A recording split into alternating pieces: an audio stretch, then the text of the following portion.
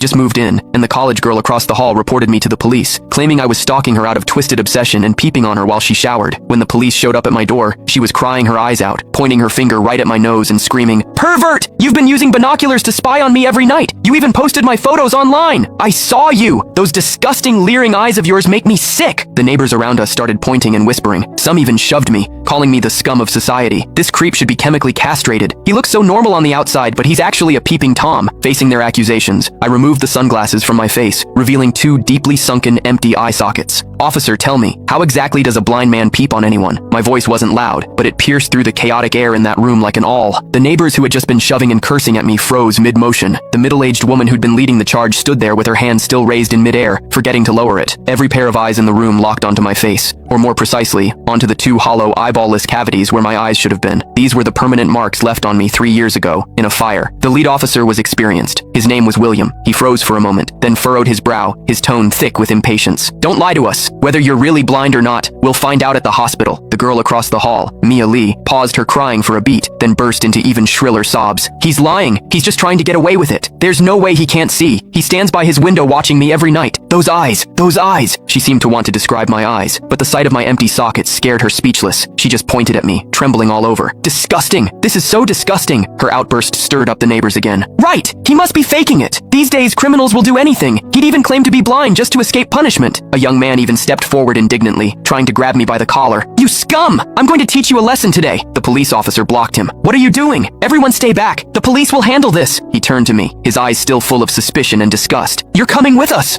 I didn't resist. I calmly held out both hands. Cold metal touched my wrists. Two younger officers flanked me on either side and led me toward the elevator. Behind me, Mia's crying mixed with the neighbors' curses into a chaotic din. "Scum of society! Get out of our community! Hope you rot in prison!" I could see the righteous expressions on their faces. I could also hear the pleasure in their voices as they trampled me into the mud. I stepped into the elevator. The metal doors slowly closed, cutting off the noise from outside. One of the younger officers, probably new to the job, couldn't help but ask me quietly, Are you really blind?" I tugged at the corner of my mouth but didn't answer. The other officer patted his shoulder, signaling him to keep quiet. But I knew that in their minds, the scales had already tipped completely in favor of that tearful young girl. After all, it was a young, pretty, pitiful college student on one side, and on the other, a suspicious man living alone, wearing sunglasses. In their eyes, it was crystal clear who was the victim and who was the perpetrator. What they didn't know was this. Sometimes, what the eyes see is the biggest lie of all. And I, a blind man, had seen something that none of them had. For instance, when Mia accused me, her heartbeat was steady, without a single ripple of genuine emotion. The interrogation room at the police station was harshly lit by fluorescent lights, and the air smelled faintly of mildew. I sat on a cold metal chair. Across from me were William and a female officer. Click the link on the homepage to watch the full follow-up for free.